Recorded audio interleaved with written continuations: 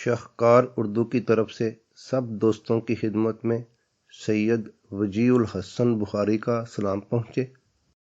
آج پوری دنیا میں کرونا وائرس کی وبا پھیلی ہوئی ہے۔ آج جمعہ 27 مارچ 2020 ہے۔ پوری دنیا کی طرح یہاں سیالکوٹ پاکستان میں بھی مکمل لاک ڈاؤن ہے۔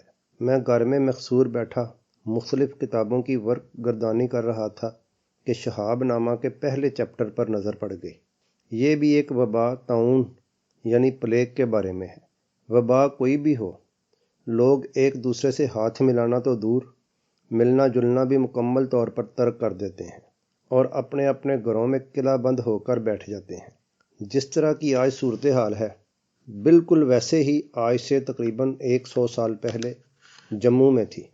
جناب قدرت اللہ شہاب نے بڑے دلچسپ انداز میں ان دنوں کا نقشہ کھینچا ہے۔ پڑھتے پڑھتے کے عنوان سے آپ کی خدمت میں اردو ادب کی منتخب تحریریں پیش کی جاتی ہیں۔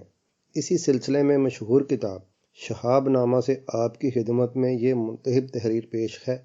عنوان ہے جموں میں پلیگ۔ گرمیوں کا موسم تھا اور جموں شہر میں طاعون کی وبا بڑی شدت سے پھوٹی ہوئی تھی۔ اکبر اسلامیہ ہائی اسکول میں چوتھی جماعت کے کلاس روم کی صفائی کا کام میرے ذمہ تھا۔ ایک روز چھٹی کے بعد جب میں اکیلا کمرے کی صفائی کر رہا تھا تو ایک ڈیسک کے نیچے ایک مرا ہوا چوہا پڑا ملا۔ میں نے اسے دم سے پکڑ کر اٹھایا، باہر لا کر اسے زور سے ہوا میں گھمایا اور سڑک کے کنارے جھاڑیوں میں پھینک دیا۔ یہ دیکھ کر لال دین زور سے پھنکارا اور اپنی لنگڑی ٹانگ گھسیٹتا ہوا دور کھڑا ہو کر زور زور سے چلانے لگا۔ لال دین ہمارے اسکول کا واحد چپڑاسی تھا۔ وہ گھنٹی بھی بجاتا تھا، لڑکوں کو پانی بھی پلاتا تھا اور چھابڑی لگا کر بسکٹ اور باسی پکوڑیاں بھی بیچا کرتا تھا۔ ارے بدبخت، لال دین چلا رہا تھا، یہ تو پلیگ کا چوہا تھا، اسے ہاتھ کیوں لگایا؟ اب خود بھی مرو گے، ہمیں بھی مارو گے۔ اپنی لاٹھی پر ٹیک لگا کر کھڑے ہی کھڑے لال دین نے پلیگ کے مرض پر ایک مفصل تقریر کر ڈالی۔ پہلے تیز بخار چڑھے گا، پھر طاعون کی گلٹی نمودار ہوگی، رفتہ رفتہ وہ مکئی کے بھٹے جتنی بڑی ہو جائے گی، جسم سوج کر کپا ہو جائے گا، ناک، کان اور منہ سے خون ٹپکے گا، گلٹی سے پیپ بہے گی اور 4-5 دن میں اللہ اللہ خیر صلاح ہو جائے گی۔ چند روز بعد میں ریزیڈنسی روڈ پر گھوم رہا تھا کہ اچانک ایک چوہا تیز تیز بھاگتا ہوا سڑک پر آیا۔ کچھ دیر رک کر وہ شرابیوں کی طرح جھوم جام کر لڑکھڑایا، 2-4 بار زمین پر لوٹ لگائی اور پھر دب سے اوندے منہ لیٹ گیا۔ میں نے پاس جا کر اسے پاؤں سے ہلایا تو وہ مر چکا تھا۔ بے خیالی میں نے اسے دم سے پکڑا اور اٹھا کر سڑک کے کنارے ڈال دیا۔ چند راہ گیر جو دور کھڑے یہ تماشا دیکھ رہے تھے پکار پکار کر کہنے لگے، پلیگ کا چوہا، پلیگ کا چوہا، گھر جا کر جلدی نہاؤ ورنہ گلٹی نکل آئے گی۔ ان لوگوں نے بھی پلیگ کی جملہ علامات پر حسب توفیق روشنی ڈالی اور میرے علم میں خاطرہا اضافہ کیا۔ ان دنوں جموں شہر میں ہر روز 10-10، 15-15 لوگ طاعون سے مرتے تھے۔ گلی کوچوں میں چاروں طرف خوف ہی خوف چھایا ہوا نظر آتا تھا۔ گاہک دکانوں کا کن اکھیوں سے جائزہ لیتے تھے کہ کہیں بوریوں، ڈبوں اور کنستروں کے آس پاس چوہے تو نہیں گھوم رہے۔ دکاندار گاہکوں کو شک و شبہ سے گورتے تھے کہ ان کے ہاں پلیگ کا کیس تو نہیں ہوا۔ لوگوں نے ایک دوسرے کے گھر آنا جانا اور ملنا جلنا ترک کر دیا تھا۔ سڑک پر راہ گیر ایک دوسرے سے دامن بچا بچا کر چلتے تھے۔ شہر کا ہر مکان دوسروں سے کٹ کٹا کر الگ تھلگ ایک قلعہ سا بنا ہوا تھا، جس میں پھٹی پھٹی سہمی سہمی آنکھوں والے محصور لوگ چپ چاپ اپنی اپنی گلٹی کا انتظار کر رہے تھے۔ میونسپل کمیٹی والے دور و دیوار سونگ سونگ کر پلیگ کے مریضوں کا سراغ لگاتے تھے۔ جہاں ان کا چھاپا کامیاب رہتا تھا وہاں وہ علی بابا 40 چور کی مرجینا کی طرح دروازے پر سفید چونے کا نشان بنا دیتے تھے۔ تھوڑی بہت رشوت دے کر یہ نشان اپنے مکان سے مٹوایا اور اغیار کے دروازوں پر لگوایا بھی جا سکتا تھا۔ پلیگ کے عذاب میں مبتلا ہو کر مریض تو اکثر موت کی سزا پاتا تھا، باقی گھر والے مفرور مجرموں کی طرح منہ چھپائے پھرتے تھے۔ ایک دوسرے سے ہاتھ ملانے کا رواج بھی بہت کم ہو گیا تھا۔ لوگ دور ہی دور سے سلام دعا کر کے رسم مروت پوری کر لیتے تھے۔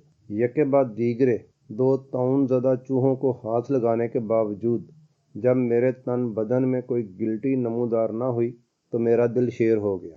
اپنے ارد گرد سہمے ہوئے ہراساں چہرے دیکھ کر ہنسی آنے لگی اور ان کی بے بسی سے شہ پا کر رفتہ رفتہ میرے دل میں خوف کی جگہ نئے نئے منصوبے سر اٹھانے لگے۔ رگھوناتھ بازار میں حکیم گورادتا مل کی دکان تھی۔ ایک روز حکیم صاحب اپنی کرسی پر اکیلے بیٹھے اپنی ناک پر بار بار بیٹھنے والی مکھیاں اڑا رہے تھے۔ میں ان کے ساتھ لگ کر کھڑا ہو گیا اور گھبراہٹ کے لہجے میں بولا، حکیم صاحب پلیگ کی دوا چاہیے، بہت جلد۔ پلیگ کا نام سن کر حکیم صاحب چونکے اور ڈانٹ کر کہنے لگے، چھاتی پر کیوں چڑھے آتے ہو؟ دور کھڑے ہو کر بات کرو، کس کو پلیگ ہے؟ میں نے روئی کا گولا ٹنکچر آیوڈین میں تر کر کے ایک میلی سی پٹی کے ساتھ اپنی بغل میں باندھا ہوا تھا۔ میں کھسک کر حکیم صاحب کے اور بھی قریب ہو گیا اور آستین میں سے بازو نکال کر اپنی بغل معائنہ کے لیے ان کے منہ کے قریب لانے لگا تو ان کی آنکھیں خوف سے ابل کر باہر کی طرف لڑک آئیں۔ حکیم صاحب بکھلا کر اتنے زور سے اٹھے کہ کرسی کھٹک سے الٹ کر پیچھے کی طرف گر گئی۔ دکان کے اندر دور کھڑے ہو کر وہ چیخنے لگے، یہ دکان ہے دکان، چھوت کی بیماریوں کا ہسپتال نہیں، فوراً باہر نکلو اور ہسپتال جا کر حاضر ہو جاؤ، ورنہ بلاتا ہوں ابھی پولیس والوں کو۔ حکیم صاحب کی میز پر گلقند کا مرتبان پڑا تھا۔ میں نے جلدی جلدی ڈھکنا اٹھایا اور شیرے میں لت پت گلقند کی ایک مٹھی بھر کر دکان سے باہر چلا آیا۔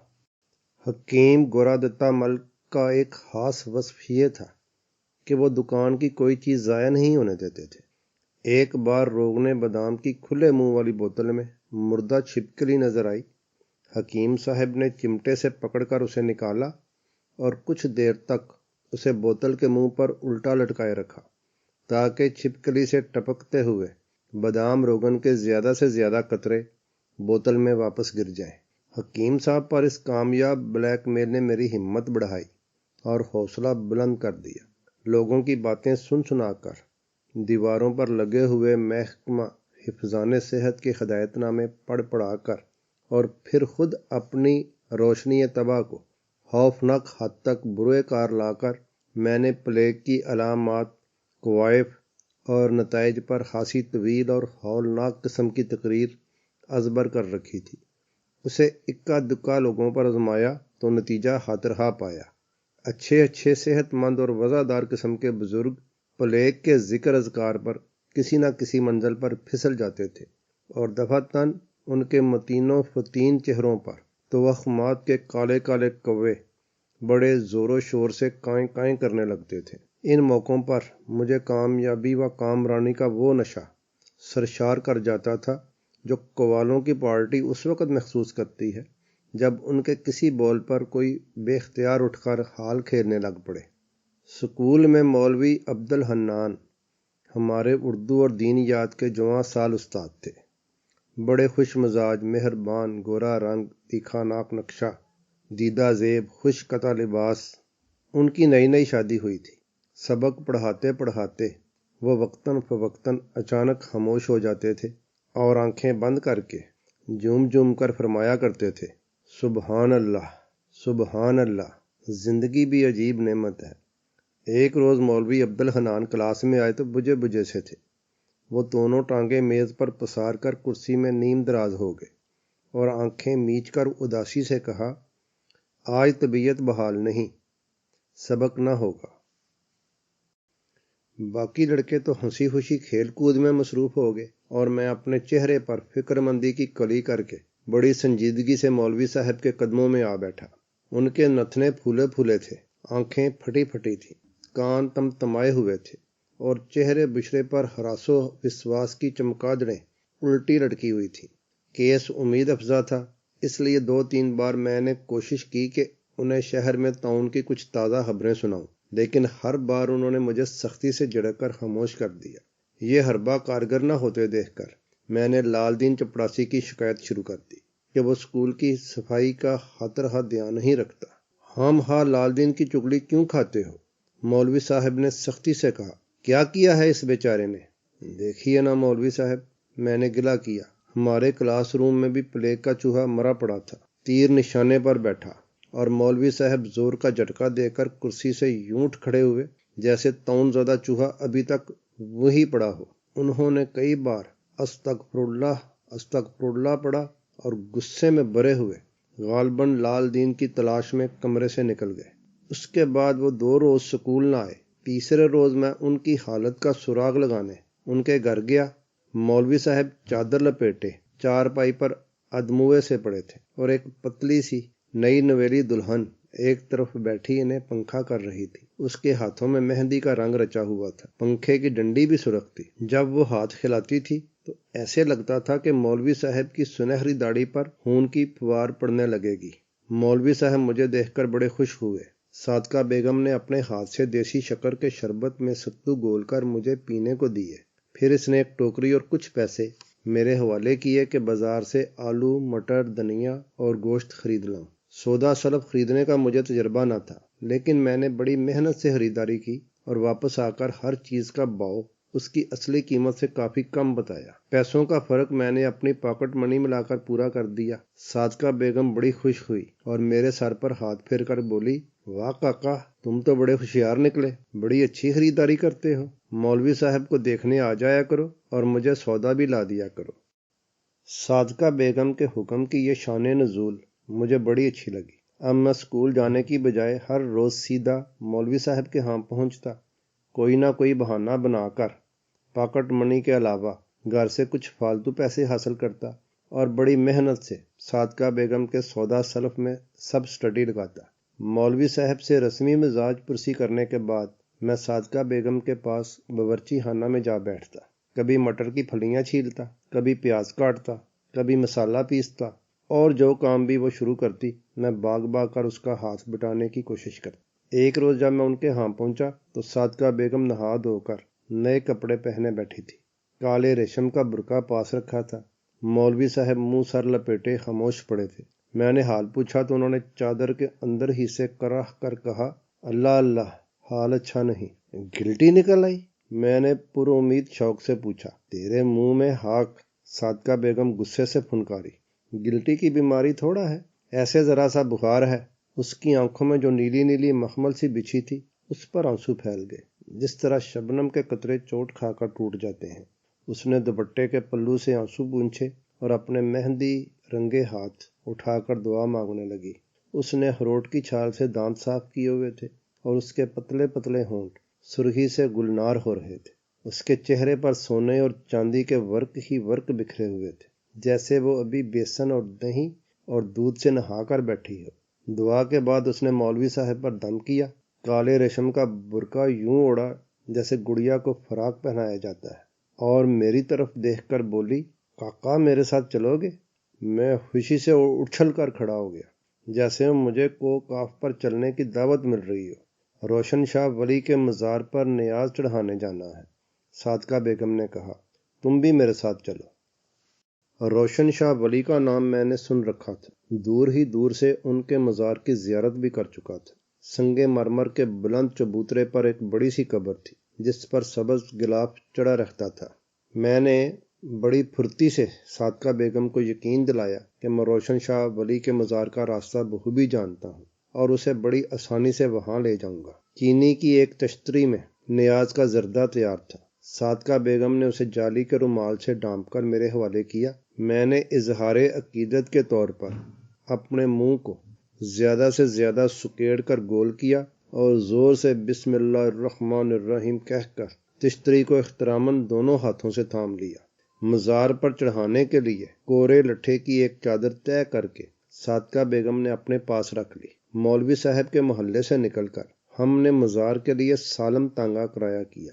میری کوشش تو یہی تھی کہ میں پچھلی سیٹ پر عین صادقہ بیگم کے ساتھ بیٹھوں، لیکن بیلنس رکھنے کے لیے تانگے والے نے مجھے آگے بیٹھنے کا حکم دیا۔ پہلے تو میں بڑا ارزردہ ہوا، لیکن جب پکی سڑک آئی تو مزہ آنے لگا۔ دھوپ کی تمازت سے سڑک پر بچھی ہوئی کول تار پگھل پگھل کر رضائی کی طرح نرم ہو گئی تھی۔ اس پر سرپٹ بھاگتے ہوئے گھوڑے کی تھپ تپاہٹ، ربڑ ٹائر پہیوں کی لرزاں لرزاں تھر تھراہٹ اور پچھلی سیٹ پر ہوا میں اڑتے ہوئے کالے ریشمی برقع کی سرسراہٹ میرے کانوں میں ہارمونیم، طبلہ اور ستار بجانے لگی۔ میرا دل اندر ہی اندر گیت گانے لگا اور دیکھتے ہی دیکھتے میں تانگے سے چھلانگ لگا کر تخت سلیمان پر جا بیٹھا، جسے جن اور پریاں ہر وقت اپنے کندھوں پر اٹھائے اڑتے رہتے تھے۔ باہر سڑک پر چلتی پھرتی ساری مخلوق مجھے بڑی اداس، بے حد حقیر، بڑی مفلس اور لا انتہا محرومیوں کی ماری ہوئی نظر آنے لگی۔ اپنی خوش بختی اور خوش وقتی کی ترنگ میں سرشار ہو کر میں نے بے اختیار جالی کا رومال ایک طرف سرکایا اور زور دے کر بڑے بڑے نوالے مزے لے لے کر کھانے لگا۔ یہ دیکھ کر تانگے والا زور سے گرایا اور چلا چلا کر صادقہ بیگم سے کہنے لگا، بی بی جی، یہ دیکھو تمہارا لونڈا نیاز جھوٹی کر رہا ہے، اب تمہاری منت حق پوری ہوگی۔ صادقہ بیگم نے برقع اٹھا کر بڑی بے بسی سے میری طرف دیکھا۔ اس کی آنکھوں میں پھر شبنم کے موتی بن بن کر ٹوٹنے لگے۔ میں گم کردہ راہ کتے کی طرح گردن ڈال کر چپ چاپ بیٹھ گیا۔ جب ہم روشن شاہ ولی پہنچے تو صادقہ بیگم مایوسی سے مزار کے باہر سیڑھیوں پر بیٹھ گئی۔ کاکا، یہ تو نے کیا کیا؟ وہ بولی۔ نیاز جھوٹی کر دی، اب ہم مزار شریف پر کیا چڑھائیں گے؟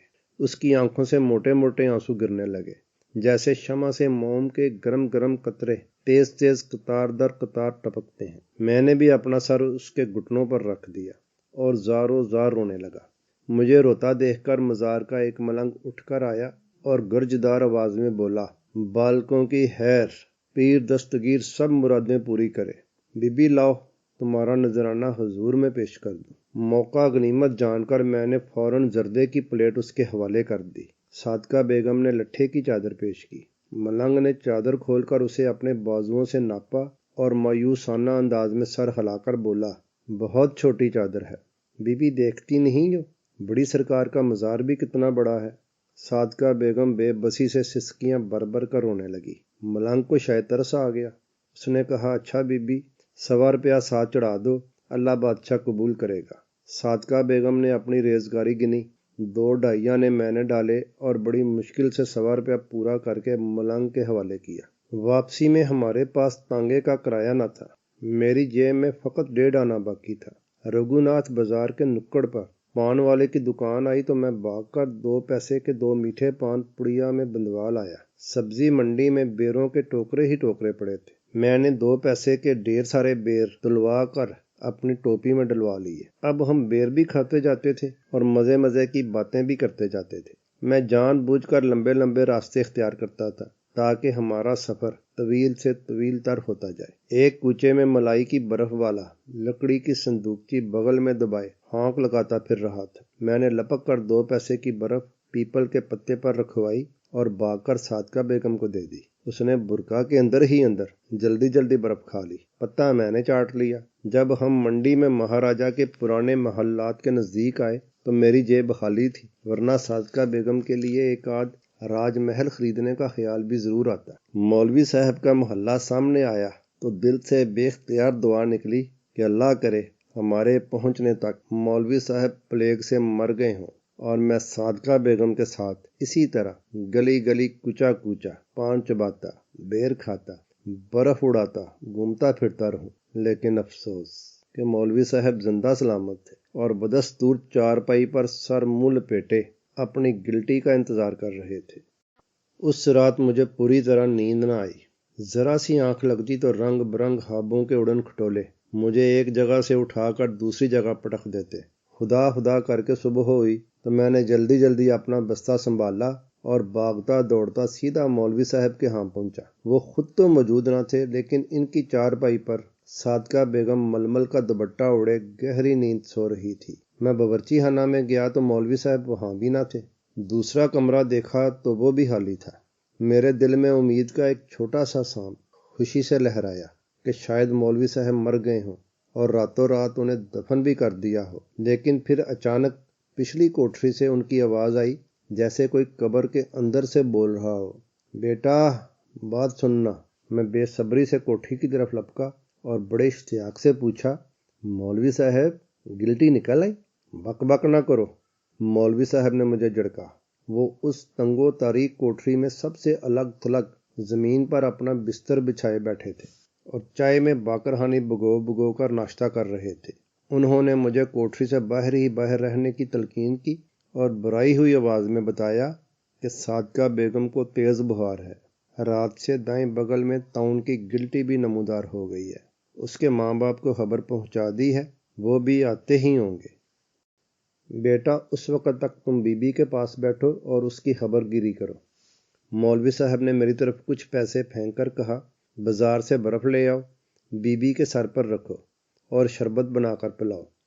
گلاس باہر گلی کے نلکے پر دھونا اور اس پلنگ کے پاس الگ رکھ دینا۔ باورچی خانے میں دوسرے برتنوں کے ساتھ نہ ملا دینا۔ برف لا کر میں نے ایک ڈلی توڑی اور صابن کی طرح اسے صادقہ بیگم کے ماتھے پر ملنے لگا۔ برف کا ٹکڑا گرم گرم توے پر رکھی ہوئی مکھن کی ٹکیا کی طرح پگھل گیا اور اس کا پانی چھوٹے چھوٹے برنالوں کی طرح اس کی آنکھوں، کانوں اور گالوں پر بہنے لگا۔ چند لمحوں کے بعد صادقہ بیگم نے آنکھیں کھول کر مجھے حیرت سے گورا اور پھر ہاتھ سے دھکیل کر مجھے اپنی چارپائی سے اٹھا دیا۔ ہائے ہائے کاکا، میرے پاس نہ بیٹھو، میرے تو پلیگ نکل آئی ہے، اللہ تمہیں حفاظت میں رکھے۔ میں نے جلدی جلدی اٹھ کر شربت بنایا، بہت سی برف کوٹ کر اس میں ڈالی۔ صادقہ بیگم گٹ گٹ سارا گلاس ایک ہی سانس میں پی گئی۔ میں دوسرا گلاس بنانے لگا تو اس نے روک دیا۔ بس بس کاکا، ابھی نہیں، اللہ تمہیں خوش رکھے۔ وہ بڑی دیر تک بستر پر لیٹی چھت کی طرف ٹکٹکی باندھے دیکھتی رہی، پھر بولی، میرا منہ بہت کڑوا ہو رہا ہے، کاکا مجھے ایک میٹھا پان لا دو گے؟ وہ مجھے دینے کے لیے جیب سے کچھ پیسے نکالنے لگی، لیکن میں سر پر پاؤں رکھ کر بھاگ کھڑا ہوا۔ رگھوناتھ بازار وہاں سے 2-2.5 میل دور تھا۔ میں باغم باغ اسی دکان پر پہنچا جہاں سے ہم نے کل بھی میٹھے پان کھائے تھے۔ 4 پان خریدے اور اسی طرح ہانپتا کانپتا واپس پہنچا تو صادقہ بیگم کے میکے والوں نے گھر پر چڑھائی کر رکھی تھی۔ 3-4 لوگ اس کی چارپائی کے گرد حصار باندھے بیٹھے تھے۔ 2 عورتیں باورچی خانے پر قابض تھیں۔ میں پانوں کی پڑیا صادقہ بیگم کو دینے لگا تو اس کے والد نے مجھے ڈانٹ دیا اور پڑیا میرے ہاتھ سے چھین لی۔ میں کچھ دیر عضو معطل کی طرح بیکار ادھر ادھر گھومتا رہا، پھر مولوی صاحب سے بات کرنے پچھلی کوٹری کی طرف گیا۔ وہ سر سے پاؤں تک چادر لپیٹے بے حس و حرکت لیٹے ہوئے تھے۔ میری آواز سن کر انہوں نے ایک ہاتھ چادر سے نکال کر سرخ جھنڈی کی طرح ہلایا اور مجھے باہر سے دور دفع ہو جانے کو کہا۔ کافی دیر جب کسی نے بھی میرا کوئی نوٹس نہ لیا تو میں مجبور ہو کر گھر آ گیا۔ رات کو میں نے ماں جی کو بتایا کہ ہمارے دینیات کے ماسٹر صاحب کی بیوی کو پلیگ ہو گئی ہے۔ مولوی صاحب کو بھی گلٹی نکلنے ہی والی ہے۔ میں نے ان کے لیے منت مانی ہے، اس لیے مجھے وہ روشن شاہ ولی کی نیاز پکا دیں۔ یا اللہ سب کی خیر، ماں جی نے کہا، میں صبح سویرے نیاز پکا دوں گی۔ اسکول جاتے ہوئے مزار شریف پر چڑھاتے جانا، دعا بھی مانگنا، لیکن بیٹا خبردار، ان کے گھر بالکل نہ جانا، یہ چھوت چھات کی بیماری ہے، اللہ سب پر اپنا رحم کرے۔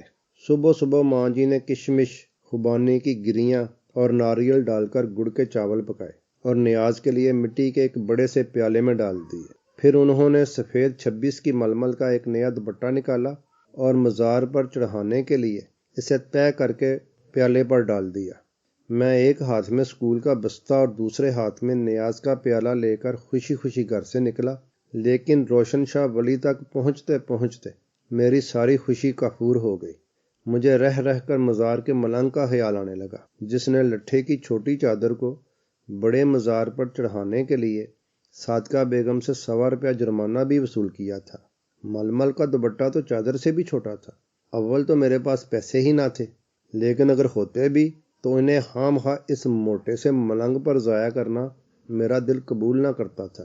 جو ہی روشن شاہ ولی کے مزار پر مجھے ملنگ کا یہ بدصورت سا گدھ منڈلاتا نظر آیا، میرے دل سے آنن فانن ایک بہت بڑا بوجھ اتر گیا۔ میں نے مزار کو دور ہی دور سے سلام کیا اور وہیں سڑک کے کنارے بیٹھ کر آدھے چاول خود کھا لیے اور باقی ایک کبڑی سی بڑیا کو دے دیے، جو قریب ہی بیٹھی گوبر کے اپلے تھاپ رہی تھی۔ 26 کی ململ کا سفید دوپٹہ میں نے طے کر کے کتابوں کے درمیان اپنے بستے میں رکھ لیا۔ چلتے چلتے میں نے دل ہی دل میں کئی خیالی پلا پکائے۔ ایک ارادہ تو یہ ہوا کہ میں سیدھا عطاءاللہ رنگ ریز کی دکان پر چلا جاؤں اور یہ دوپٹہ اسے رنگنے کے لیے دے دوں۔ عنابی، گلابی، فیروزی، کاسنی، انگوری، بسنتی، ایک ایک کر کے بہت سے رنگ میرے پردہ خیال پر لہرائے۔ کوئی رنگ ایسا نہ تھا جو صادقہ بیگم پر پھول کی طرح کھلتا نہ ہو۔ میں نے بار بار اپنے ذہن پر بڑا زور دے کر سوچا کہ کہ اسے خود کون سا رنگ پسند ہے، لیکن کچھ سمجھ نہ آیا۔ اس نے اپنی پسند ناپسند کا کبھی ذکر اذکار ہی نہ کیا تھا، لیکن جس طرح بھی ہو آج میں اسے ضرور پوچھ کر رہوں گا کہ اس کا سب سے زیادہ پسندیدہ رنگ کون سا ہے۔ اگر اس نے صاف صاف بتا دیا تو خیر، ورنہ دوسرا منصوبہ میں نے یہ بنایا کہ میں یہ دوپٹہ دین محمد بٹ سے رنگوا لوں گا، جو چنریوں اور صافوں پر رنگ رنگ لہریے ڈالنے میں سارے شہر میں بڑا مشہور تھا۔ اسکول کی استانیہ اور کالج کے لڑکے جب اس کی کاریگری سروں پر سجا کر باہر نکلتے تھے تو سڑکوں پر ہر طرف بہار ہی بہار آ جاتی تھی۔ دل ہی دل میں گونا گو رنگوں، خوشبوؤں اور خیالوں کے تانے بانے بنتا۔ جب میں مولوی صاحب کے گھر پہنچا تو شیخ چلی کے انٹوں کی ٹوکری ٹک سے زمین پر گر گئی۔ اس کا بنا بنایا کنبہ برباد ہو گیا، اس کے سجے سجائے گروندے مسمار ہو گئے، کیونکہ ڈیوڑی میں صادقہ بیگم کا جنازہ تیار رکھا تھا اور 8-10 گدنما آدمی قبرستان چلنے کے لیے گلی میں منڈلا رہے تھے۔ میں گھبرا کر مولوی صاحب کی طرف بھاگا۔ وہ اپنی کوٹری میں چادر اوڑے بیٹھے تھے اور رو رو کر قرآن شریف پڑھ رہے تھے۔ مجھے اپنی طرف آتا دیکھ کر انہوں نے بائیں ہاتھ سے مجھے دھتکارا اور غصے سے چلائے، میری طرف منہ اٹھائے کیوں چلے آ رہے ہو؟ جاؤ بی بی کے جنازے میں شرکت کرو۔ انہوں نے قمیض کے دامن سے آنسو پوچھے اور کڑک کر کہا، نماز جنازہ کی نیت اور ارکان یاد ہیں یا بھول گئے؟ کئی بار پڑھا چکا ہوں۔ ہاں یاد ہیں، میں نے بھی بلند آواز سے کڑک کر جواب دیا اور دبے لفظوں میں نماز جنازہ کی نیت، نماز جنازہ کے ارکان اور مولوی صاحب کی ماں بہن کو بڑی فحش گالیاں دیں۔ یہ ہاں کیا ہوتا ہے؟ مولوی صاحب سانپ کی طرح پھنکارے۔ جی نہیں کہا جاتا، سور کہیں کے۔ میں نے دل ہی دل میں انہیں چند گالیاں اور دیں اور پھر زبان باہر نکال کر ان کا منہ چڑھا دیا۔ مولوی صاحب نے جھپٹ کر اپنا جوتا اٹھایا اور زور سے میری طرف پھینکا، لیکن نشانہ خطا گیا۔ گھر سے تو جنازے کے ساتھ 10-12 آدمی چلے تھے، لیکن قبرستان تک پہنچتے پہنچتے صرف 5-6 ہی باقی رہ گئے۔ قبرستان میں خوب چہل پہل تھی، گورکن بھی خوب مصروف تھے۔ 3-4 قبریں پاس پاس کھد رہی تھیں۔ انہوں نے بڑی پھرتی سے صادقہ بیگم کو لحد میں اتارا اور جلدی جلدی بیلچوں پر بیلچے چلا کر اس کے تن بدن پر بوری بوری مٹی کا اونچا سا انبار لگا دیا۔ ایک شخص نے پانی کا آدھا پیپا انڈیل کر قبر پر چھڑکاؤ کیا اور فاتحہ پڑھ کر سب لوگ لوٹ گئے۔ میں نے سوچا کہ اور کچھ نہیں تو 26 کی ململ کا دوپٹہ کم از کم صادقہ بیگم کے مزار پر ہی چڑھا دوں، لیکن دوسرے جنازوں کے کچھ لوگ آس پاس کھڑے تھے، اس لیے میں جھینپ گیا اور اپنا بستہ بغل میں دبا کر چپ چاپ واپس چلا آیا۔ دوستو، مجھے امید ہے کہ آپ کو یہ منتخب تحریر پسند آئی ہوگی۔ خوش رہیے، سلامت رہیے۔ سید وجی الحسن بخاری کو اجازت دیجیے۔ پڑھتے، دیکھتے اور سنتے رہیے۔ شاہکار اردو۔ اللہ حافظ۔